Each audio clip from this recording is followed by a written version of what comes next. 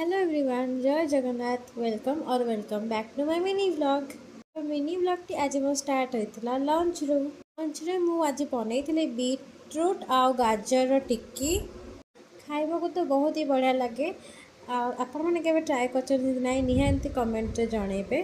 तो मुझे सकाल टाइम रे गाजर और बीट जूस पीवा स्टार्ट कर। तो से तार जो चिपुड़ी देला परे रस तार जो एक्स्ट्रा सीठाटी थाए ताको मु फिंगेनी, ताको मु रखी दे था एमती टिक्की बनैकी खाए।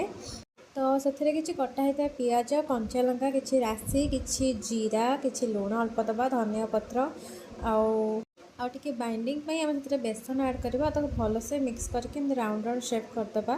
तापर तावारे टिके तेल देकी एमती चेपटा करके हाथ में टिके लो फ्लेम रे, मीडियम टू लो फ्लेम रे एमती फ्राए करवा। अल्प टिके तेल ही दबा, बेसी ना। देखा जमी सुंदर, टेस्ट भी बहुत भल, हेल्थ भी बहुत भल। तो मुझे एपट सेपट कर दीपट साइड को फ्राए कर नहीं टिके क्रिस्पी हवा जाए फ्राए कर नेली। तो आज मो लंच रेसिपी था भात, डाली, बीटरूट टिक्की, तापर बीन आलू आउ कुंदुरी को मसला बटा दे भजा, होममेड लेंबू आचार जोटा कि मु बनई थी। तो आज वीडियो केमती लगे मत निहाती कमेंट कर जणेबे। रही बाय बाय।